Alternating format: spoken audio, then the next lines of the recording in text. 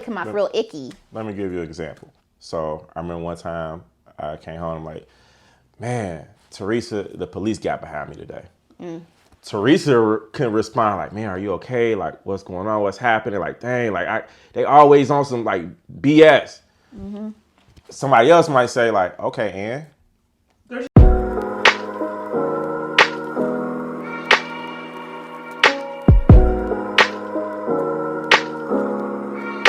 Question. There was a term I remember that started like late high school, early college years, and the term was Blasian, right? Oh, Yeah. Black and Asian. Yeah. One thing that I see a lot of times is people say that black people say this, they want to, date somebody who's white or date somebody who's Asian. Racially ambiguous. Yes. For hair So their baby will have pretty eyes, Oh, yeah. pretty hair, pretty skin.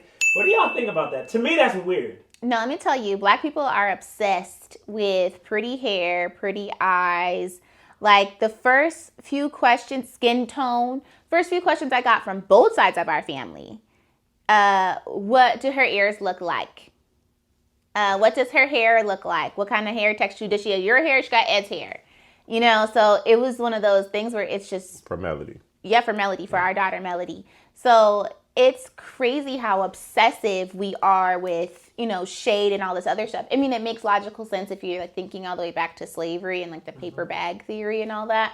But it doesn't really make sense for our society right now. Like, no one cares if you're light-skinned or dark-skinned or medium-skinned or, if your hair is kinky, if it's coily, if it's curly. Like, none of those things really matter for you to, get employment or, whatever. So it doesn't make logical sense that we're still obsessed with it, but we very much so are obsessed with it. I'll say this. It goes to what images are we seeing every day? So let's talk about media. What was in that time frame of high school, college, what were we watching? A lot of people were watching J-Lo. MTV, BET, VH1. In my day, we had the box as well, music, so we're watching that stuff. And what are we seeing on these videos? You're seeing these women who are racially ambiguous, who are thin, light-skinned. They may have hips and booty and breasts and stuff, but they're in shape, skinny, so this is before we became more accepting with body acceptance. It was just these thin women, racially ambiguous, long, wavy hair. And so if that's what we're seeing on TV every day, that's what we want. It's like an advertisement. This is an advertisement. Women. This is the advertisement we want. So that's what I want.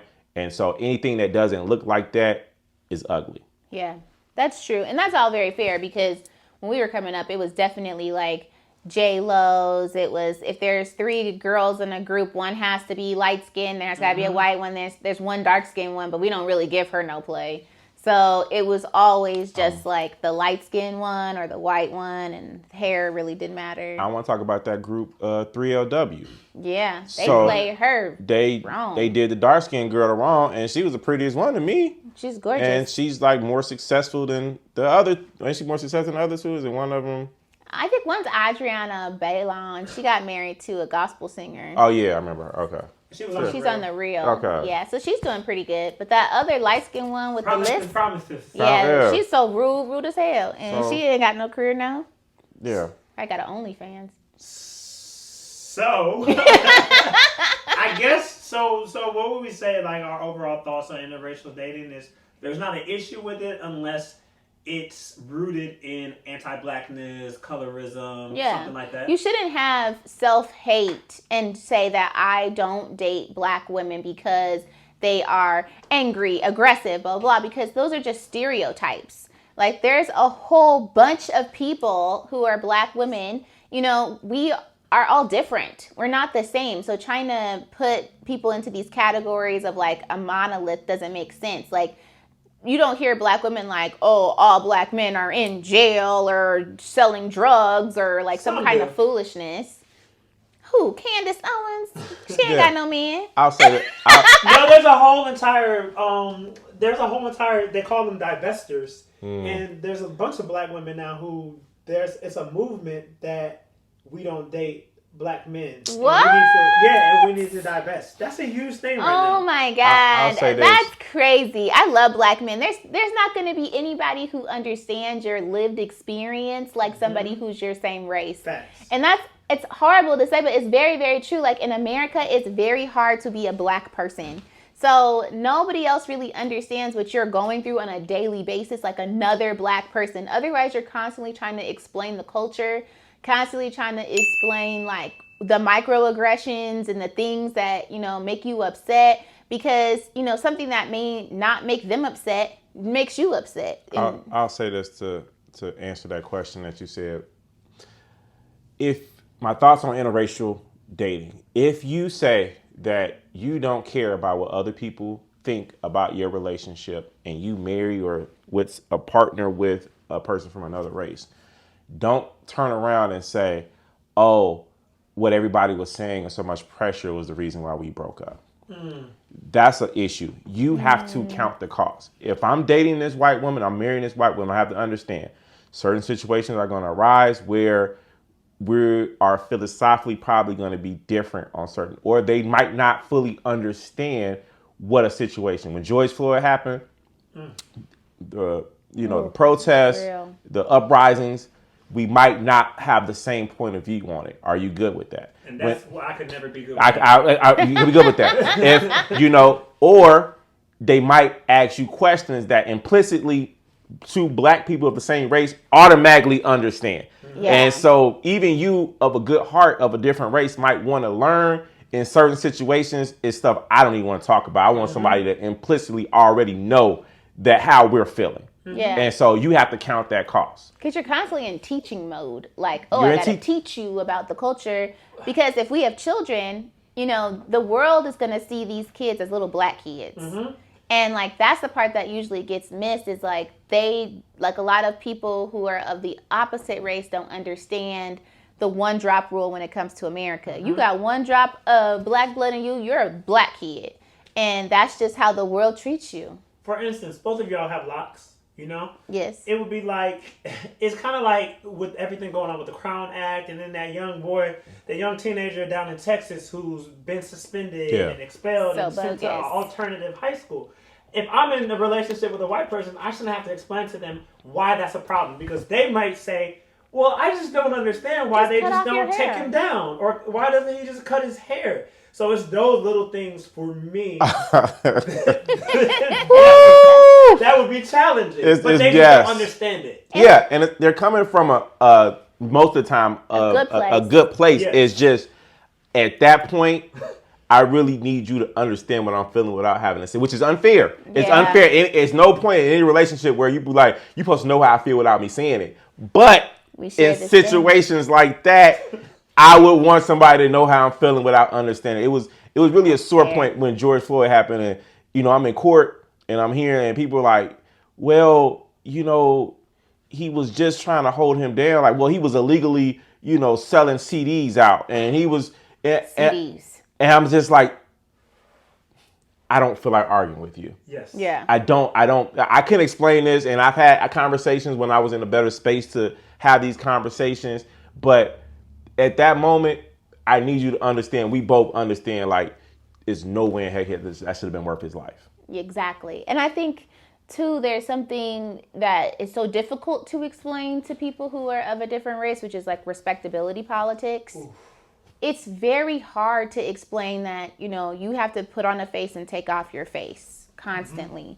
And in different places, you have to act differently. You're not accepted for who you are fully as a black person in America. And that could be said for a wide range of folks in America. Yeah. So that's hard to explain to somebody who is not black or even just not a person of color. And then the conversation now about the whitewashing of slavery and so disrespectful. The slavery was beneficial for people, and I would never. That would be for me. I could never. I couldn't. And I would feel for somebody who's like, okay, I want to live in one of these states, those states are instantly crossed off of any list of potentially moving that I could ever go. I don't even want to go to those states to give them my money. Now, how am I going to explain that to, a non-black person of like, okay, there's nothing beneficial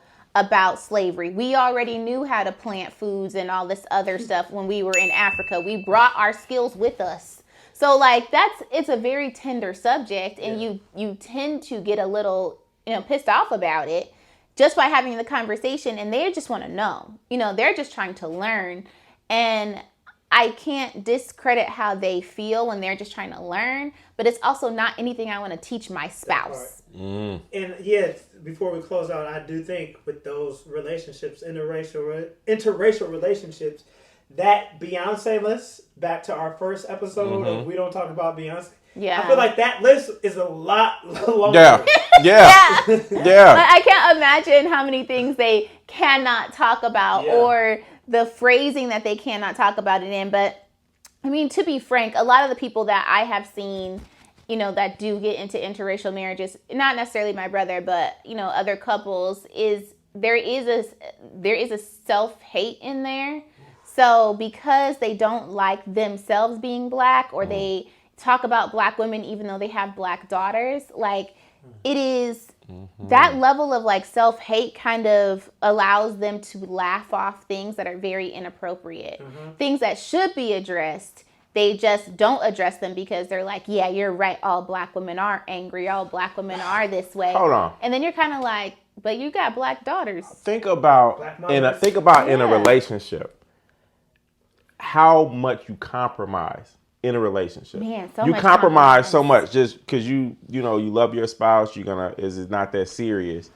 If you're with somebody and it's a different race, how much are you compromising in different situations? Like, so much probably goes unsaid. Yeah, because you don't want an argument. If they have an opinion about slavery or reparations, or just something that microaggressions that might happen at work where they might not understand it, like how much are you just having to internalize it because you're like, I don't want to argue, but you're trying to be with that person.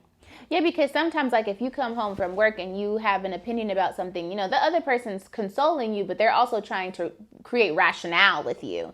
So it's like, okay, well, if I'm trying to, give you a reason why that person did what they did, then it could probably come off real icky. Let me give you an example. So I remember one time I came home, I'm like, man, Theresa, the police got behind me today. Theresa couldn't respond like, man, are you okay? Like, what's going on? What's happening? Like, dang, like they always on some like BS. Somebody else might say like, okay, Ann. Yeah, like, and what happened? And it's just like, I don't want to have to explain. Like, for those who are watching may not get it, I don't feel comfortable when the police are behind me. I'm a lawyer. I have a sheriff's card. When I get pulled over, I give them that. Like, oh, even now they're like, oh, hey, sorry, Mr. Spates, whatever. I don't feel comfortable when the police are behind me, period.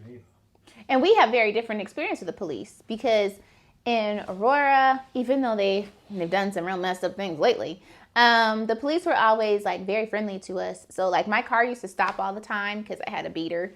And the police would come over and help me like get it restarted again, get me on my way, no tickets, no nothing like that. Like my experience with the police have been generally very positive. You're a woman too though. Yeah. I am a woman. I'm still a black woman, but I am a woman for sure. So like my experience with police officers has been relatively friendly. Even in Chicago, I got pulled over and they were nice as pie. But my experience is not his experience. And as a black man, seeing how many black men are constantly attacked, murdered, by the police, I can understand the hesitation of like just being freaked out whenever a police officer is behind you. So like I will definitely say, depending on the neighborhood I'm in, the police have been more or less friendly. So like if I'm in a very, very white, rich neighborhood in Denver, and the speed limit's 25, the police get behind me, I'm putting on cruise control, I'm going 25. I'm doing all I can to make sure I get out of that area without any problems, so there is a level of like like a little anxiety there, but not as much anxiety as Ed has. But that's something white people don't have to deal with. No, they have no anxiety. Right. Like, or very little anxiety. Right. And I've seen that too when I've ridden with police officers. I used to be a prosecutor. And when you're riding with the police officers, you get behind some folks, they still will be swerving and acting crazy. And I'm like, you don't see this police officer? Like, it's like I've been trained to look for police, you know, and some folks just don't have that perspective. Like, they just go about their life, which that kind of freedom sounds absolutely incredible. There's some people who will never have to have, quote unquote, the conversation Yeah. with their black sons and daughters. Yeah. Man, that would be so nice. Like, Yeah. it would be so nice to not have to have the conversation of you're just trying to get home. You're just trying not to get shot. It's a conversation, you know, even my mom had with me as well as a black woman. So we all have those conversations of like, hey, you know, be respectful, you know, be overly nice. Just take the ticket. You can fight the ticket in Don't court. argue. Yeah. Don't argue. Yeah. Like, and that's, and that is what it takes, you know, for us to go home. Because other people can say, why are you pulling me over, mister? Yes. Yeah, get loud, get Yes. aggressive, get Yes. belligerent. And I see it every day. And you see the difference between both sides. And so And they're very nice even when they're angry. Like, it's so crazy. But with black people or people of color, like, it's like they see us and they instantly think that we're hyper aggressive. So they're like, oh, they're gonna, you know, do something to me. And it's like there should be the same amount of fear with us that you have with everybody else. But you probably don't fear yourself as much. I think Anyways. we should revisit this with an interracial couple. I would definitely want to have a conversation with an interracial couple. I think we on would our need space. two sets of couples, like one Yeah. that's like kind of has beef with black people and one who doesn't. Because I think think that'll work. with that, Yeah. you would really get to understand both perspectives. Because a lot of people, you know, they just fall in love with who they fall in love with and I have they go about their day. So I think that's what we'll do. Let's try to plan that for season 2. We're Yeah. gonna revisit this Yeah. and have a whole entire, like, almost a panel where we have different styles of interracial couples. Also, I love that. I want to end with this because I think this is true, but not all interracial relationships are viewed the same. So a black and a white interracial relationship is not the same as a black and a Latino interracial relationship. You don't think so? No, because I feel like Latinos have some of the similar struggles than with us than white people do. I don't know. Like, I kind of feel like sometimes, like, African people, Latina people, like, they can be just as hateful. Well, that's true too. And we didn't talk about this, how our relationship viewed when it's a black man and a white woman versus a black woman and a white man. I think we should push that for part 2 as well. Yeah. That we need Because to. we can have a whole episode for that. Yes. And I want to hear other people's opinion about it because I didn't really think that was as deep as it was. Oh yeah. Oh yeah. Look at, like, we expect to see it from black men. Yeah, Yeah. I expect to see a But then black when we man. see a with black, white like woman. when I remember when Serena married that white man, Yeah. everybody was like, "What is she doing?" Why? Like, he's rich. There were no good black men, but at the same time, she dated black men. Yeah, she and, dated Common. and Drake, and we see how that went. And Common and Drake are both single. Still. Yeah, I want to talk about that. That's Yes. that's gonna be a conversation to itself. All right. Yeah, that's I fair. feel the way. Oh, you do? Yeah, I definitely Why feel do the way. you feel away? Because it's like, especially the high quality black women, like y'all can't find no black men. Do you Not think, all black men want us. Do you think that high quality black women don't think the same thing about high quality black men? Yeah. That Yeah. y'all can't find nobody else? I'm sure they do. All these NBA players and football players. And, I'm sure they do. Like, but I think think it's nuts because, like, my friend Kamisha, like, she single, she cooks all the time, she bakes, she makes everything from scratch. She got her own house, her own car, got her dog. Like, she walks all the time. Like, she's a hiker, she's in the wrong area. and she still can't find no Because black she's men. in Colorado.